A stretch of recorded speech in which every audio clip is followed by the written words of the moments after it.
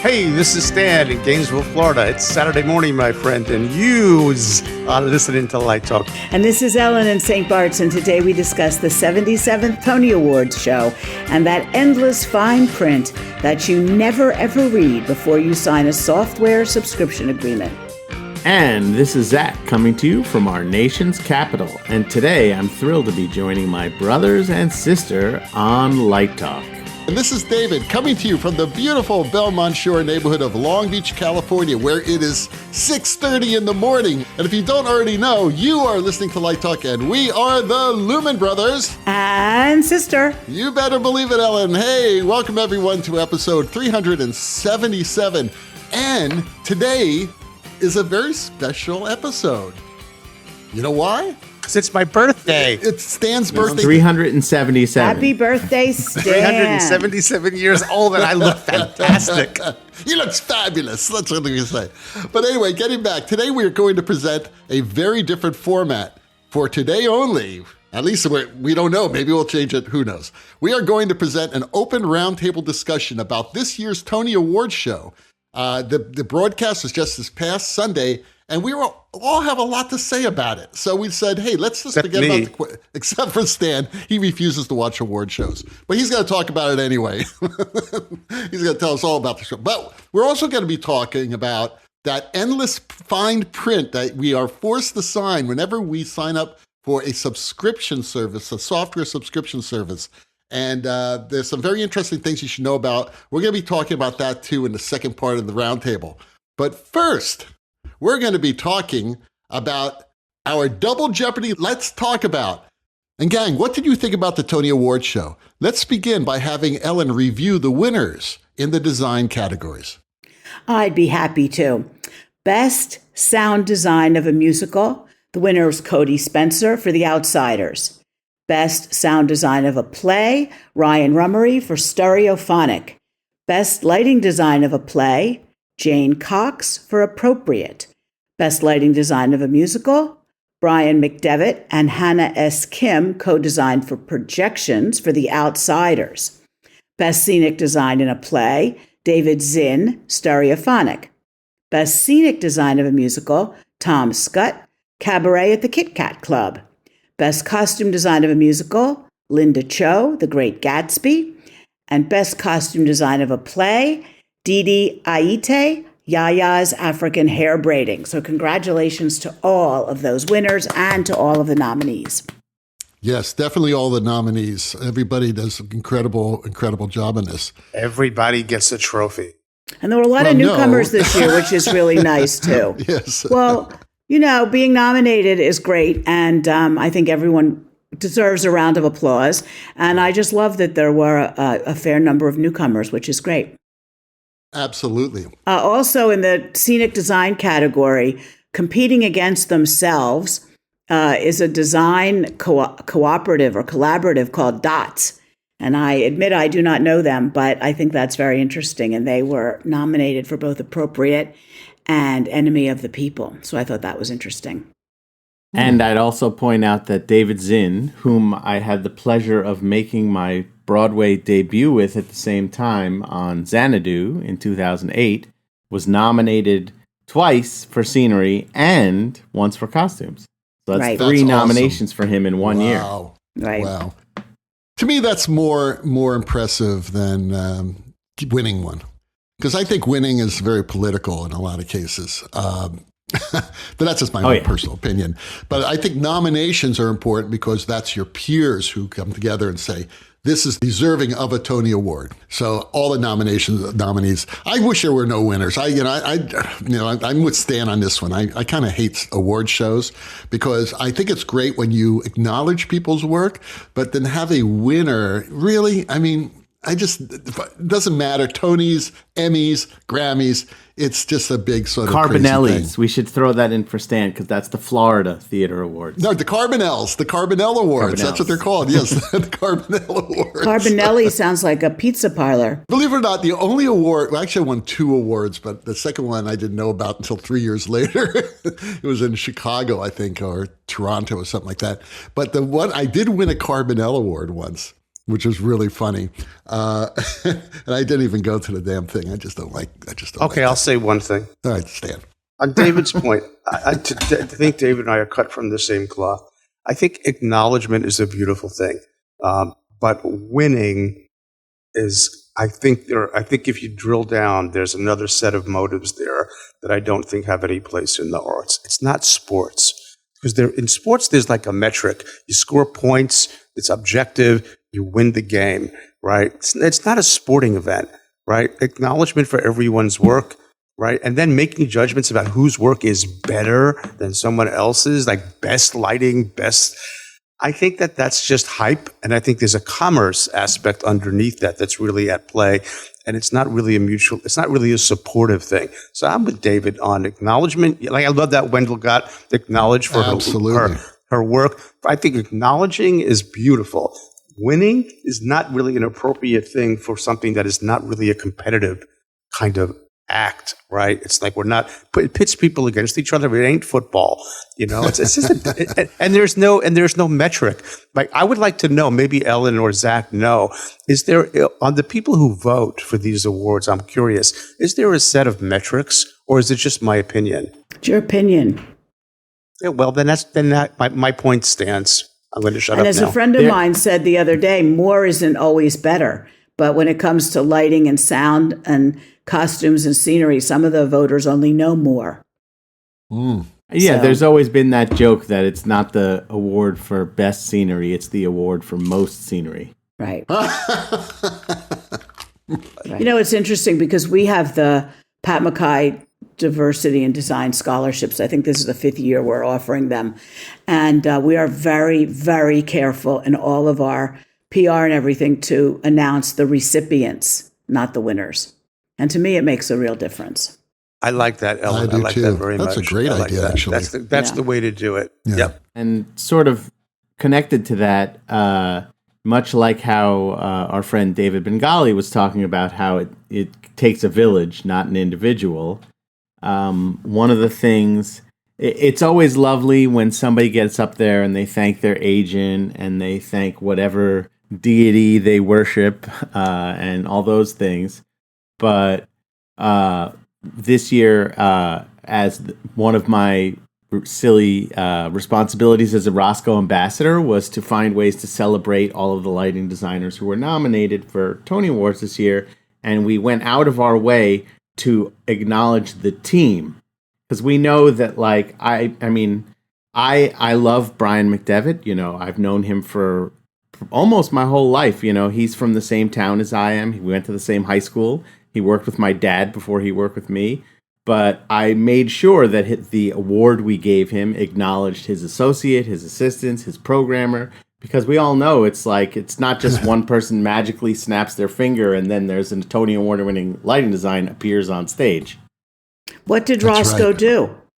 We made it was just these sort of like fancy gobos. They still had to stay within the realm of what they can manufacture. We went out of our way because also, and I know that David and Stan, you guys know this probably as well as anybody else, that not just is it your entire team that makes the stuff happen, but especially when you're looking outside of the relationship with the director, that oftentimes your team are the people that are responsible for interfacing with the shop, and your team are the people who are responsible for interfacing with the crew.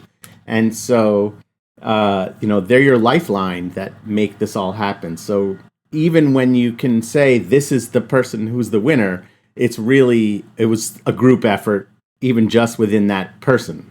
But still, they refuse to acknowledge video and projection designers as a separate category. And I find it very ironic that last night, in the opening monologue of the show, Ariana was talking about a tribute, that the show is a tribute to the people backstage. And therefore, during all the scene changes, they would bring up this work light. You would actually see the stagehands come out and roll stuff off, and they had some overhead shots of some spike marks on the floor, so people thought that, hey, those spike marks, look at those. I guess that's where they put the furniture and stuff like that. But still, after all of that, in a show that I could say was at least 90% dominated by projections and video design, which was, by the way, gorgeous. And kudos to all the video designers and projection designers, because I thought all the work from David Bengali's beautiful skies, there was this beautiful night sky with clouds, and then there was this beautiful daylight, and then it went to this great button at the end, as they were raising the circus tent. I mean, from that to like wild stuff, totally wild stuff in Tommy, right? I just thought that was really beautiful as well. Some great, stunning projection designs in that show, and still yet not a special category for the design that's basically driving the stage design. If you look at the stage design last night, and please correct me if I'm wrong, Zach, because I wasn't able to get a really good look at it, but it seemed to me a wing and border set made up of LED panels. Is that correct? Okay. That is correct. So the stage designer, and I'm not belittling what the stage design, I don't know who even did the stage design, and I don't know if they did the LED design as well. So I'm going to just say it. But what they created was just basically a wing and drop design of panels, and then the projections designer, like I said, could have been the same person, I don't know, did all the design on it. So where's that category? What is the difficulty? They've already removed the stage design presentations from the show. Right, which is very sad. That's, it's, I don't know. I just find that as a very cynical statement by the Tony Award Committee. How difficult would it be? Then, you heard, I think, Zach, you brought this up a couple of weeks ago, about, well, then, the makeup artists are going to say this, and, and then the prop people are going to say this. And where's our recognition? I think in the zeitgeist of today, where projections and video create such an impactful statement on stage design and the stage design of a show, that this is called for. It's just as much as sound was called for at one time, remember? It's the same thing. I have a question, Zach. Tommy was not nominated. Were they not eligible, or what happened there? No, they just, this is where it's, dark magic or smoke and mirrors in many ways, in that part of the issue that I see in that there is no specific independent category for projection design is that there is no metric, like you guys were saying earlier, as to how one can determine, are these projections, is this video, is this media part of lighting design or part of scenic design? I have my own opinion, which that is that 99.9% of the time you're using a lighting instrument to create a graphic element, which makes it more closer to scenery in my mind than lighting. But that often the cue structure and the synchronization, and especially in a musical, the way it might move to the beat, might feel more like a lighting effect.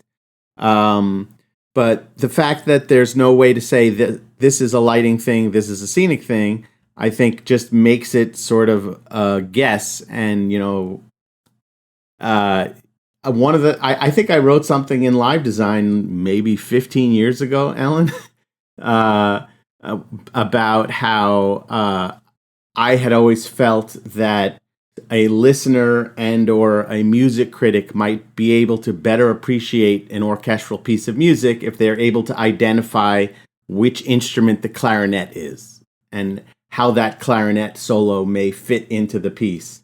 And that in some ways, I think that even now, people don't still quite understand how and where projections fit in. And I think a lot of that is ignorance too, because having also been at the table as part of a collective bargaining agreement when projection designers organize and join the union, that there's oh my God, it's another person we're going to have to pay. That means that I'm going to have to get the $300 shoes instead of the $500 shoes because I'm going to make less money when I pay this person. That I think that in some ways it's a choice to not acknowledge in this way, to, purposefully keep them down a little bit. knock them down a little bit like that. I asked Wendell a question in a recent interview in Live Design, and I said, why do you think the Tonys keep dragging their feet in terms of adding a video and projection category? And she said, I think it is likely to happen next year. I have also offered to educate the nominators repeatedly in what to look at, but my offer has never been embraced. They ought to know what to look for in lighting, sound, and costumes as well. I think at times glitz can be more impressive than dramaturgy, which requires a greater and often more quiet investment in storytelling. She's totally right. That's brilliant. It's so awesome.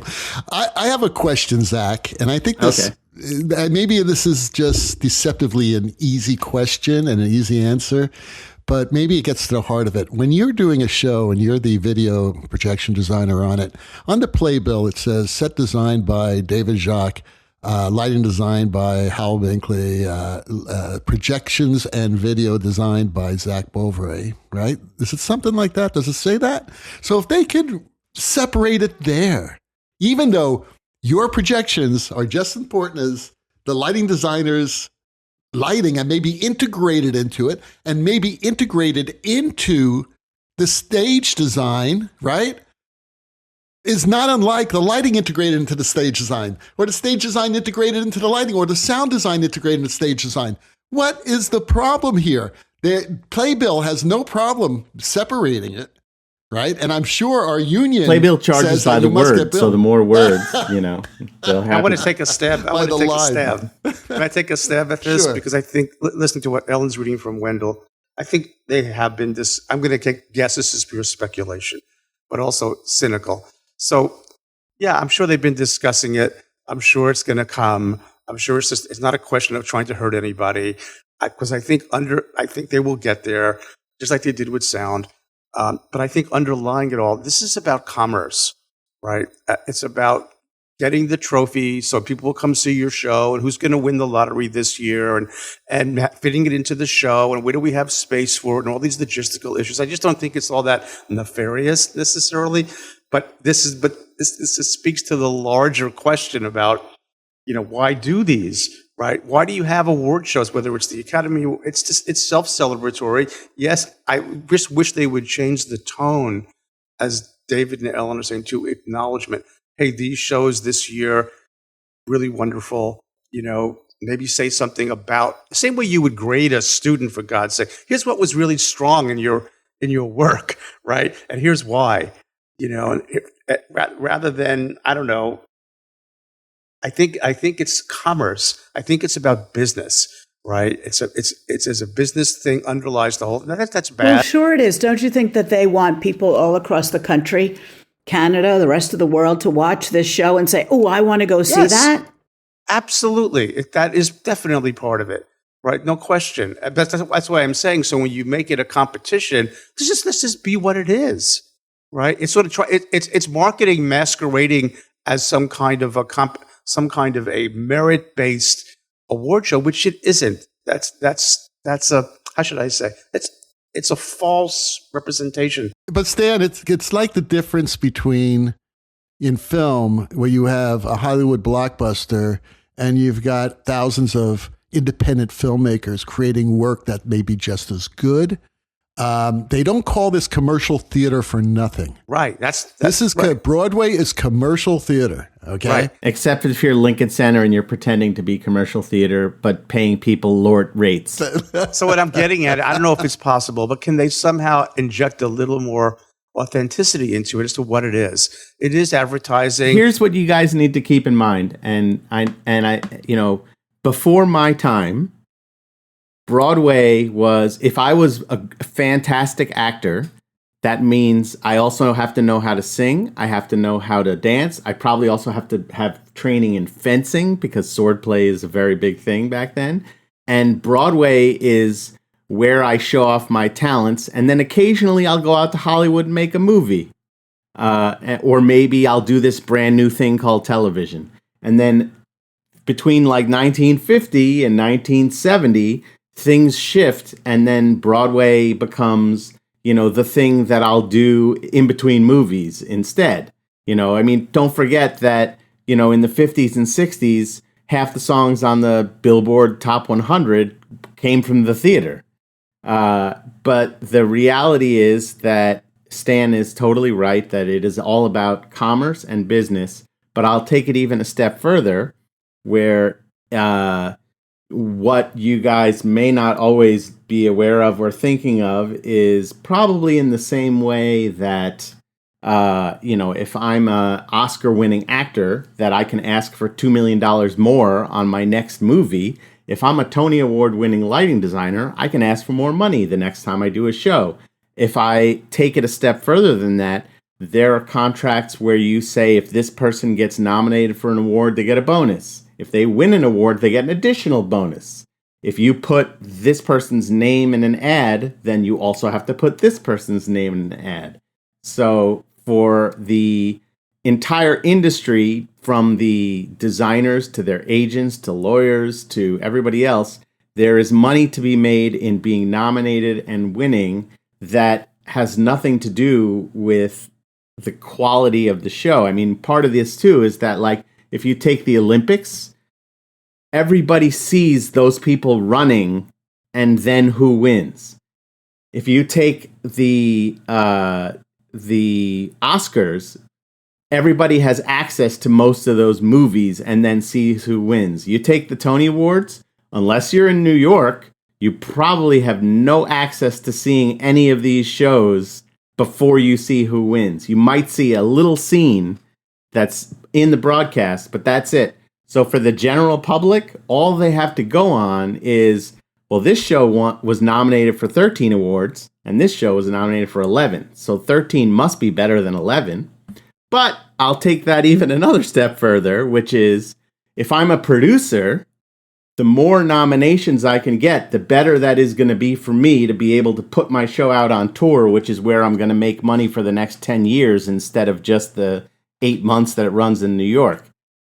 But even further than that, especially the way it is now, there are definitely designers who I will never name that they have to ask. They have to say, are you okay with this person who did the projections being co-nominated with you? And that designer might say, sure, that's fine, because we have a better chance of getting a nomination. And there are other designers who will say, I do not want to share this nomination. Oh, they have to ask the designer? They not only do they ask the designers, I don't know if they have to, but they ask the designers, and then the producers of the show and the publicists of the show have to present it in that sort of for your consideration way as, please consider these things together. So if you've seen this year that there are some shows that had significant projections that were not nominated alongside the lighting or the scenery, there is a chance that those designers said, please do not co-nominate us. Back to David's point about politics. And so it's not about the quality of the work. It's about a lot of other things that Zach just listed. And so I just wish it was more. And I do appreciate the point about making it available to people in other parts of the country and what show do I see and help them pick and all that. But it's just, I'm just cynical about the whole thing. I basically feel that Broadway is an outdated form of theater to begin with, and can't last probably more than another decade because the economics just don't work anymore. Yeah. Everybody wants more money, and the theaters are not getting any bigger. You can't put in more seats. You can't do more performances. You can raise them up above and put stores below them, like as we saw at the Palace, though. Well, you may have to. Yes. But the producers are saying it's getting harder and harder to break even. And I thought, personally, the two things that interested me are probably the two real left fielders. The clips that I liked the best on the Tonys were Cabaret. I thought it was edgy. I loved the performance, and I know that Eddie Redmayne got a lot of negative comments about that, like looked like a Martian in a tin hat, and a lot of people did not like it. And they're like, why didn't he do Alan Cummings? And I'm like, well, Alan Cummings did Alan Cummings. Why would you hire someone else to do the same thing all over again?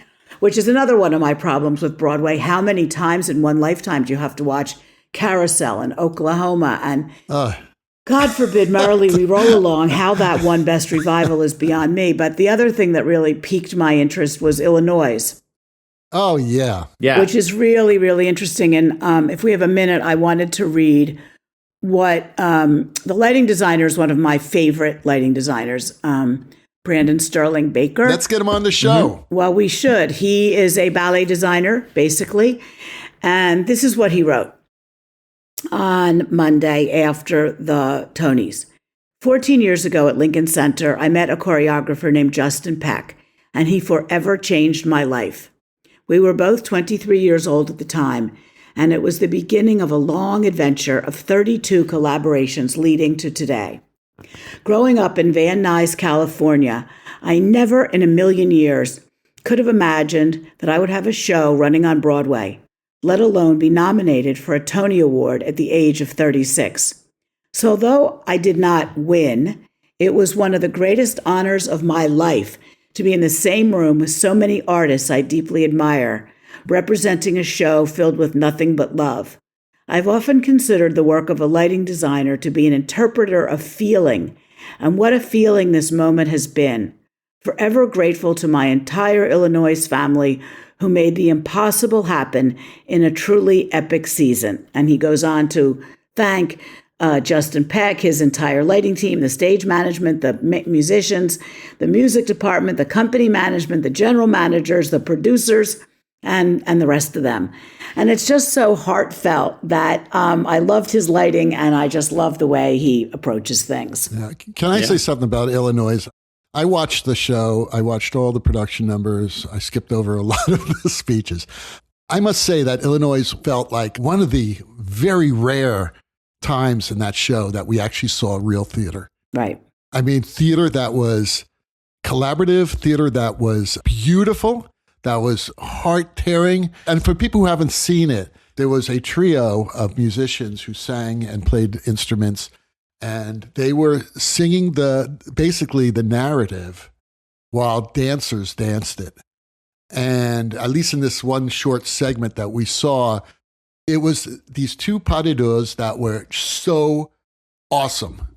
They were performed by people who could dance and people who could act. And it was mind-blowing. Yeah, the dancing in Illinois is extraordinary. And the lighting was gorgeous. Everything about that was pure theater.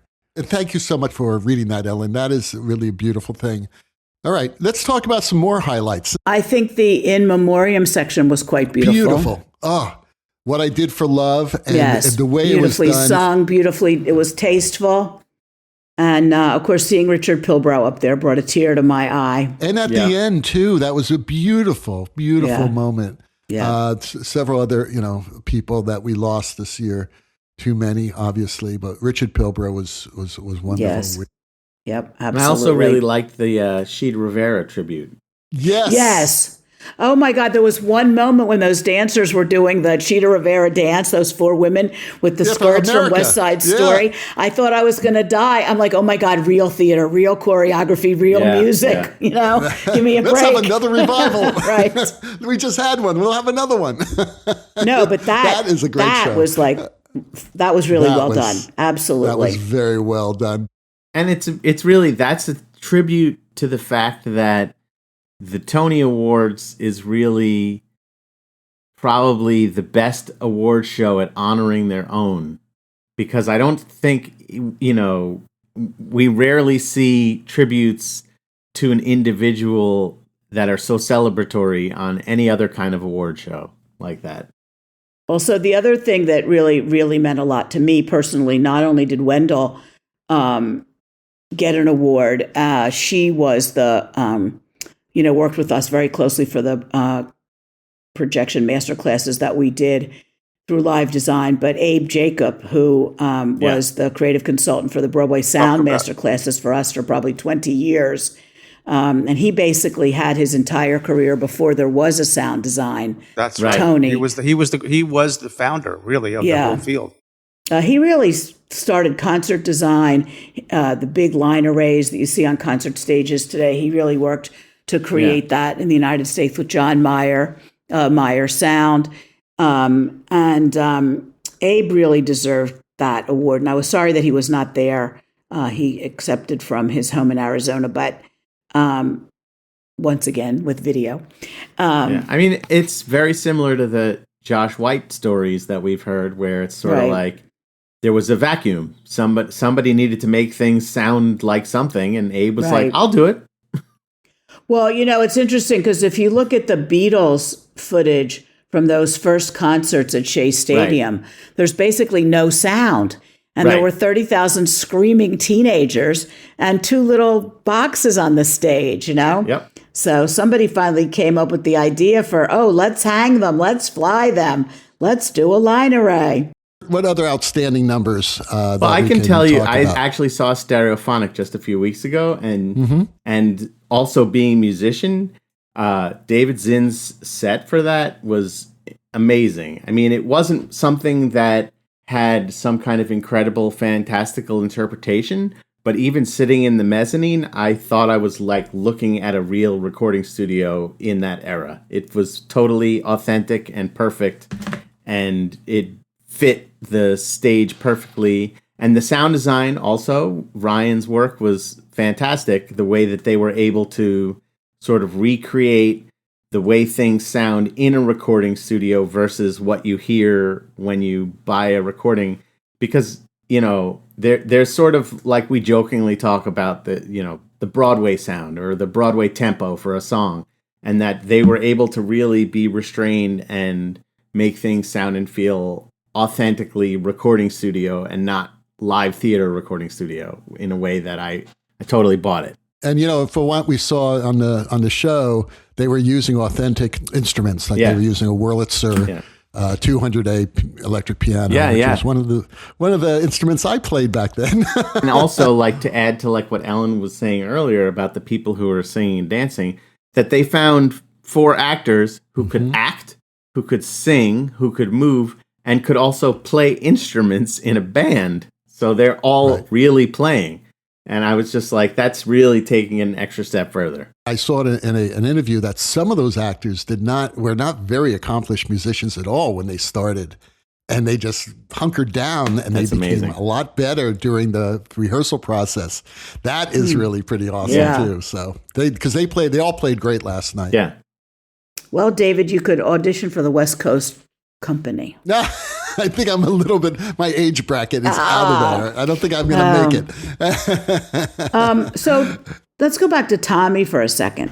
Tommy was nominated, one nomination for Best Revival of a Musical, which it did not win. But I thought that the projections that were on stage for the number during the Tonys were quite interesting.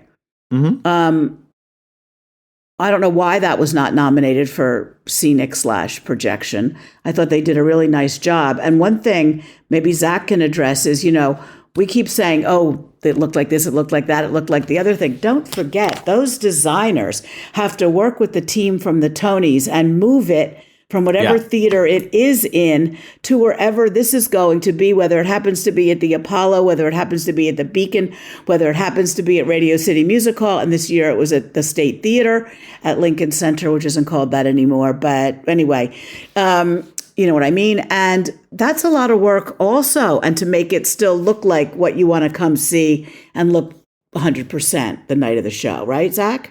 Absolutely. I have had the good fortune of having several shows that I've worked on nominated for Tonys throughout the years, and we have to sort of make a Tony set version. And just like you were all saying at the beginning of the show, like my Broadway career started around 2008, and when Xanadu was nominated for Best Musical, we built sort of a scaled down version of the scenery for that show. Part of it was that there's the roller skating, there was the seating on stage, there were the disco balls, and we recreated a scaled down version of that. But as things have evolved, things have become more and more projections and media heavy, and we get to shows like Rock of Ages and even Catered Affair and other things that I've done since then, where we're just digitally recreating the set at that point. I remember the first time I noticed it was Spring Awakening, when Spring Awakening had, and I guess I should also add that when they were consistently at Radio City, it was always a big rear projection screen, which later became a big LED wall. So I think around 2010 is when they started using the LED wall instead of the projection screen for the broadcast. But that I remember specifically seeing Spring Awakening, which must have been 2006 or 7, where that whole big back wall with all the like fun lighting effects that Kevin Adams had designed was digitally recreated. And because I remember watching it, and that was also on the era of our CRT televisions before there was HD, just kind of like looking from both sides going, is that flat? Realizing that's not the scenery. How do they get so much detail? Oh, it's a video projection of that. Interesting. And I think that now, and it's funny because now is the month when I look back through my Facebook memories every day, and I see for the last like 2 weeks different Tony Award comments because of just where it's landed throughout the past 15 years or so. And I think I must have at least 14 years of comments about it's okay to represent all the shows with projections without nominating the projections. Right. And what about when you move it to like the Late Show or, some other television? I mean, it's the same thing where I think that there's a combination of, some kind of imagery, there's definitely some shows where there's some scenic element that you just have to have. Otherwise, it won't make any sense. Right. Because like even such Illinois, where we love the lighting, they went on the Stephen Colbert show, and it still looked fabulous. Yeah. Because I think it's still a reflection of your work. I mean, you do all this work, and you sit at a tech table for months sometimes doing a show, and they go, oh, well, you've got an hour and a half. Come on, bring it over to, NBC. Right. And I think that the sort of like the Hamilton thing, where they did their number when they were on the Tony Awards from their theater, because it was just like, we can't do this without the turntable. There's no way to recreate any of the choreography without a turntable. Right, exactly. And you end up with that kind of thing. But I think that, again, the Tony Awards is really not for the Broadway audience, so to speak. It's for Broadway fans who don't have easy access to Broadway. Right. And so I think that it's, and it's funny too, because like, you're talking about the stereophonic performance. I think that was like a 4.5 minute song that they did like a 2-minute version of. Because also, we got to get to the commercials because that's where where the broadcast makes money. Yeah. Well, but certainly you had Jay-Z out there for like 7 minutes and pre-recorded, by the way. Jay-Z was pre-recorded. Right. But Zero Mostel did the whole If I Were a Rich Man back in the day. They didn't chop that down. Right. Speaking of video though, the fact that Alicia Keys was on stage and then it looked like she ran out and joined him on the staircase, they just very cleverly edited the whole thing. Once again, video, so that it looked like she ran out and joined him. Oh. Well, no, she escapes. I mean, I noticed, I watched that twice because she comes off the stage. Right, and goes singing, out. And then she goes to the exit. Right. And then he sings for about a minute. Right, well, she gets out there, except that it's not real. And it's interesting because someone wrote on Facebook the other day that they had gone to the restroom and were caught in the lobby while that was quote unquote happening, except it wasn't. And when they got back to their seat, the person they were sitting with said, oh my God, that was fantastic. Did you see Jay-Z in the lobby? She was like, no, actually, it was pre-recorded. That was pretty funny. That's pretty good. But I do think that the challenge to all Broadway producers, writers, composers is to go have a therapy session with Lin-Manuel Miranda, find out what motivates him, and let's put Broadway on new footing for the future. All right, let's move on. And we're going to take a little segment now and talk about that endless fine print that appears when you sign up for a software subscription. And it's funny because we were talking a lot about AI last week. And we were talking in this, a lot of times the brothers and sisters we like do this group text and we just chat. Hey, what do you want to talk about this week? Or, or just things that come up in our lives. And we discovered that Zach said, what was it, like yesterday or something like that, or 2 days ago, he says, hey, with all this software subscription happening, especially in the AI world, have you ever read the fine print before you actually sign off on it? And I said, no. And he said, well, maybe you ought to. So I'm going to just to hand this over to Zach to introduce this subject. And I'm sure, Stan, you have a lot to say about this as well. Go ahead. Well, one of the things that I have been thinking about, and it's partly because a lot of us are educators also, is a lot of us have the benefit of access to educational pricing for some of this software. And I'm sure everybody has experienced, because we've had lots of complaints and growing pains about this, how a lot of software has moved from you buy this software when it comes out to a licensing model where you pay a subscription that's either like monthly or quarterly or yearly. And of course, with software like Vectorworks, where they love to keep jacking the price up, especially during the pandemic when no one was able to work. That was really fun. One of the things that I noticed looking through all this is that in the educational licensing model for some of this software, it actually says in the fine print that you're forbidden to use it for any kind of commercial or for-profit work. And part of where I took that a step further is also looking at like image licensing, where in educational and personal licensing, there is fine print that says you can't use this for broadcast, or it's not licensed for broadcast. And, I know that we've talked in the AI world about how will they handle the copywriting of AI imagery, and will we be able to copyright AI imagery?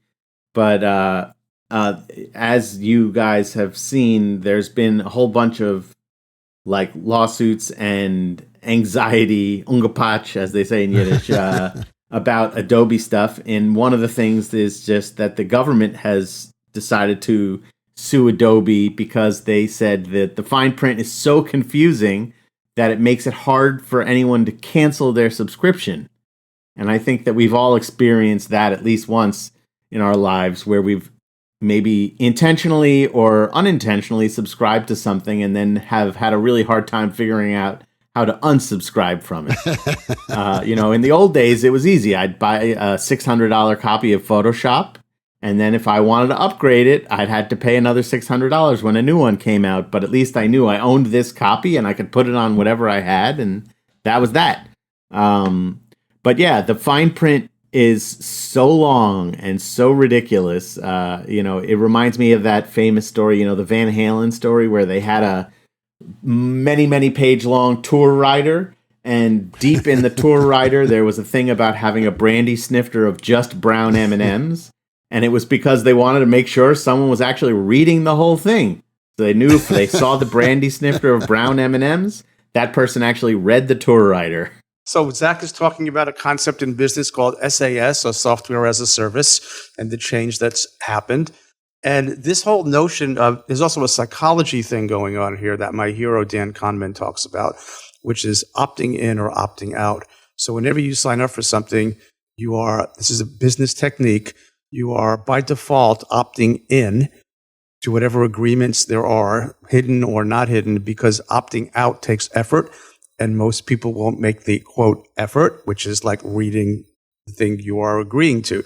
So that's conscious, and the government knows that. So you opt into things, without knowing, and that's not an accident. And then it even happens in medicine. So, for example, this used to happen to me. You walk up to a new doctor's office. They tell you when you get there, you're going to have some documents to sign. They give you a document with 6-point font, and it's a page or two long, and just sign. Oh, just sign it. Everybody signs it. And then if you actually stop and read it, like I did, you're giving away your rights to a jury trial. You're giving away your stuff. Yeah, but everybody does that, Stan. What, are you not going to go see a doctor? Look, I'm just explaining the concept. Okay. I know, and they got you over the barrel. They don't. Just like the no, software they don't. companies. If you let them, what are you going to do? You walk out. Find a doctor. You walk out, and you find another doctor. You're not going to find another doctor who's not going to force you to sign it. Oh, I've done it. Okay, I've done it. I say, I'm not signing this, and you shouldn't sign it either. Okay, the person giving it to you. So this is the thing. So back to Zach's point about the software. So like with any kind of legal situation, now I think if you're going to use stuff for broadcast or you're going to make a lot of money on it, you best be careful. I agree, because you have a lot to lose. On the other hand, if it's some situation where you do something small, they're going to come after you. What are they going to get from you? Like you have in any kind of a lawsuit where they're going to enforce that, there has to be damage. So yeah, you put something on Broadway that you used educational software for, and you made millions and millions of dollars. They're coming after you. You should. Who's making millions of dollars on Broadway? I want to put that out there. I want to know who's looking at it. But my point is that if you really are making a lot of money, right, and you've cheated the system, totally, then it's worth their time Absolutely. to come after you. Absolutely. So you should be mindful of it. On the other hand, if you're doing it for somebody's backyard garage concert, they're not coming after you. But what about the internet? I mean, you put something up and it could go viral and 1 million people could see it. But seeing it is not the point. They don't care if people see it. They care if you're making money on it. Yeah. Well, Stan, I think you're right, and Ellen, you're right. And I have a really good example here, which is that my wife's cousin used to be the general counsel for Etsy. I don't know if everybody knows what Etsy is. Yeah. It's that Yeah, website it's a big where sales site. Sure, Yep. absolutely. crafts and things like that. And so dealing with intellectual property rights was something that he had to do on a day-to-day basis. And one of the things he told me that was very surprising, he said, who do you think is the most litigious organization in terms of products sold on Etsy? And so I automatically assume it must be Disney, right? Because people are making these like $3,000 Snow White costumes and things like that. And he said, no, Disney doesn't care about that because they know that that person is not getting rich selling a $3,000 Snow White costume, but that somebody wearing that Snow White costume to like a convention is only helping the Disney brand. He said the Oscars was the most litigious organization. Really? And that the Oscars used to go after people that made like Oscar party napkins and Oscar party ballots and anything that used the Oscars logo. And why? what's They're ironic, silly. It encourages people to have parties and watch I the agree. thing. And that's what I'm saying, Ellen, where I think that part of this plays into what you and Stan are saying is that if you're going to use something and somehow you're going to profit off it in a way that you're kind of taking advantage of the system, that's, something to think about. But that if you're doing something in a way that really is helping that person anyway, like if I'm using a educational version of Vectorworks in such a way that is going to end up selling 100 copies of Vectorworks, that's probably better for Vectorworks. Right. Maybe. You would think it depends so. on the impact, right? Yeah. One thing I wanted to talk about also, Zach, is this question about copyright. We were talking about last week, and it was based on this fabulous webinar that Ellen and Bob did for live design. I must tell you, I have recommended that webinar to so many people this past week, Ellen. Oh, thank you. Well, thank you. I mean, it was a public service for the education of a lot of people there. So that was great. And Bob was saying about the whole copyright issue, which is still crazy and up in the air, and that the prevailing law of copyright right now when it comes to AI, according to Bob, was that anything that's created by AI cannot be copyrighted, right? And I think I remember when that ruling came in a couple of years ago, or maybe it was last year, I don't remember. And it kind of is a game changer for production designers when you're using AI as a tool and it's giving you ideas. But if you use some of that content, even after you've adjusted it, where is that line drawn? I mean, is this something that you guys are dealing with right now? Because I know that there's a lot of information, because I look at my AI programs and in the fine print, they talk about copyright, so I just don't.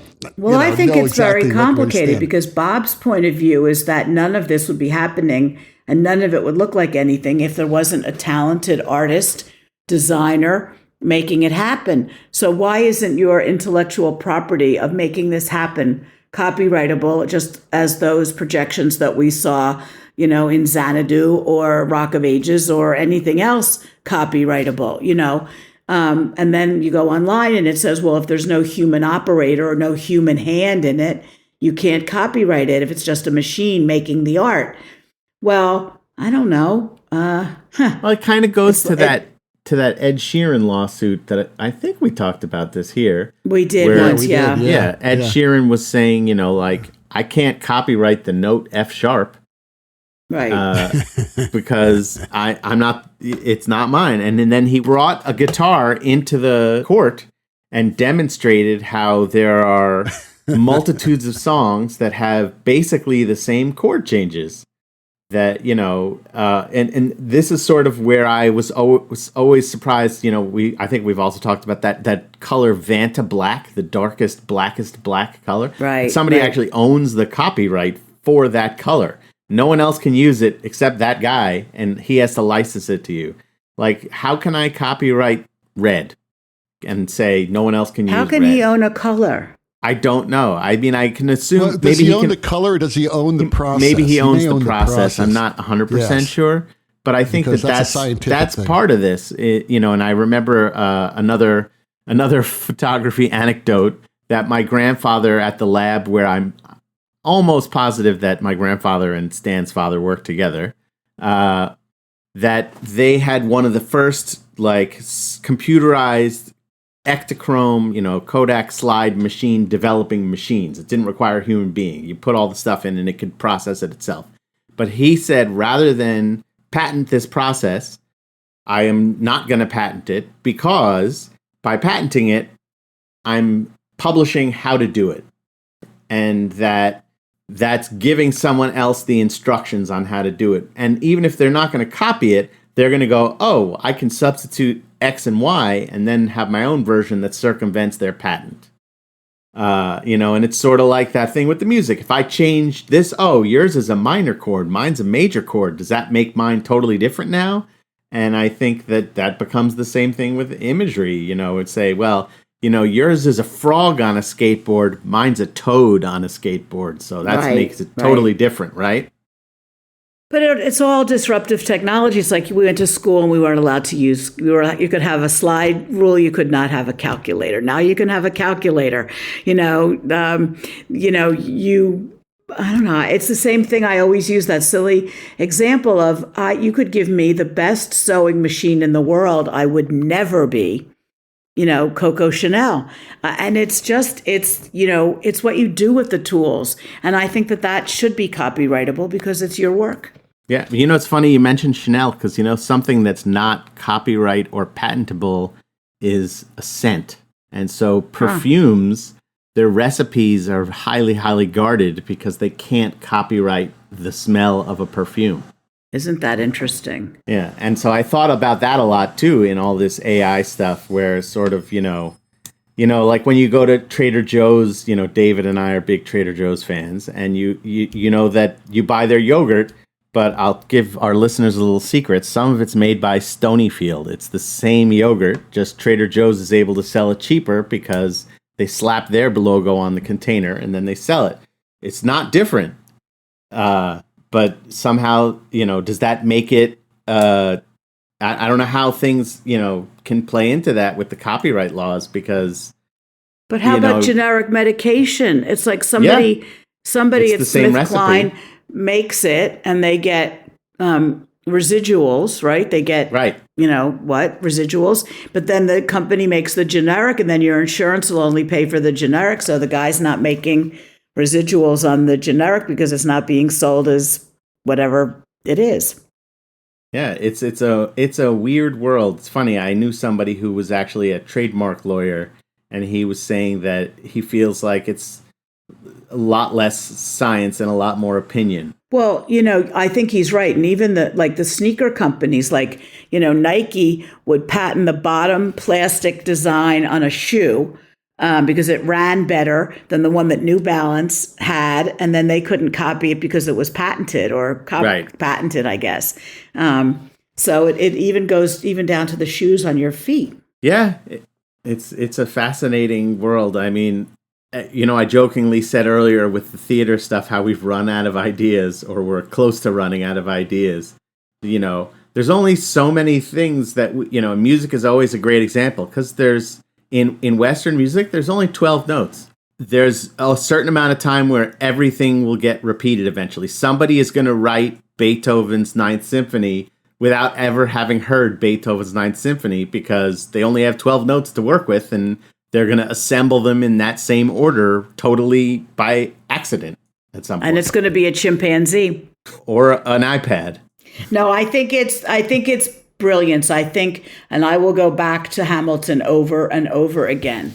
Hamilton made me sit up in my seat. I listened to the score, nonstop still all these years later. I think it's brilliantly written. It was brilliantly performed, and it should have set Broadway on its ear, and other producers should look up that and say, oh, this is what audiences want to see. We were selling $800 tickets. They were being scalped for $1,500 or $5,000 or whatever they were going for. And it's still touring, and it has one set, and it's extraordinary. And if I remember correctly, no projections. That's correct. That's correct. Right. Yeah. And it is, I just think, and it comes from a historical biography. Okay. So if that's your least favorite kind of book to read, just look what he did with it. Right. Yeah. And look at the demographic he was going after, and which was successful for all demographics.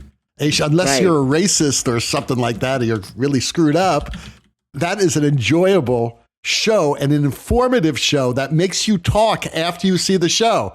Remember, a great person once told me that the key to a good date, and I think my dad said this, is take your date to an interesting movie or a play or a ballet or an opera, and so you have something to talk about after the show. Yeah. And you'll know immediately, Right. you can suss out immediately what level you're working with. And if they have nothing to say, you don't want to go out with them again. And I've always said I'd rather have somebody walk out of one of my shows passionately hating it than just going, whatever. You want them to have a passionate reaction, positive or negative, Absolutely. as opposed to just like a non-memorable thing. It's funny you say that, because there's one of your shows I've told you I really wanted to fix, and it could have been fixed, and they didn't fix it. And I think that would be a good topic sometime with you and a couple of designers, is like, what do you do when you're in the room and it's going wrong and you can't do anything about it? I think that's another one of Broadway's problems. Well, yeah, I could talk about that for hours. Tune in next week, maybe. Unfortunately, we kind of run out of time, but it's been a great discussion. And we do want to finish this off by congratulating everybody who was a part of these shows. You don't even have to be nominated to be congratulated. And I thought that was really important, besides the whole video thing, which is driving me nuts.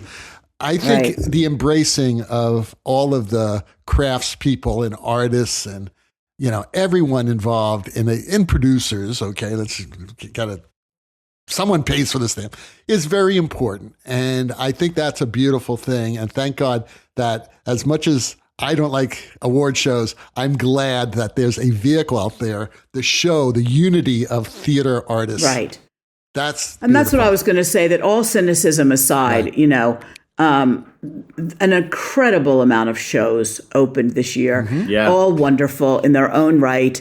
They all deserve kudos and congratulations, as David said, to everyone involved in every level of every one of those shows. Yeah. Birthing a show is an incredible feat, no matter how good or bad it is. The fact that these shows all were able to get off the page and onto the stage is an amazing thing. Amazing. It is. Absolutely. All right. Well, the rocking sounds of the Luminoids tell us that once again you've spent another morning listening to Light Talk. You can hear our show on just about every podcast site out there. Check out our website at lighttalk.org and be sure to follow us on Facebook and subscribe to our podcast. That way you will not miss a second of Light Talk Insanity. No guarantee is offered regarding the accuracy of any statements or opinions made on this particular podcast. However, If you do decide to litigate, the Snook Group with the legal team of Sparks, Burnout, and Chase will defend us until our retirement funds are depleted. Light Talk is written and produced by the Lumen Brothers and Sister, coming to you from Washington, D.C., St. Bart's, Gainesville, and Long Beach. And be sure to join us next week when we talk about more lighting shenanigans and serve you more of our casserole of nonsense. Light Talk, broadcasting questionable lumen knowledge and humor around the world. So we'll see you all next Saturday morning. Bye-bye from Light Talk. Bye-bye.